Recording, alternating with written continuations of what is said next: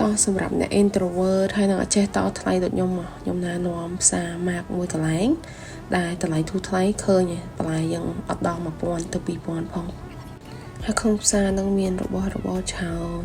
ដូចយើងឃើញស្រាប់ចឹងហើយទលំទលាយទៀតលក្ខណៈថា fresh មកចេញមកហើយជីមើលអត់សំបីតែ1000ណាតែច្រើនណាស់ក្នុងហ្នឹងហើយឃើញមានប្រហុកខ្មែរឃើញមានតបែកធូរថ្លៃឃើញហើយអត់មានរបស់ថៃទេ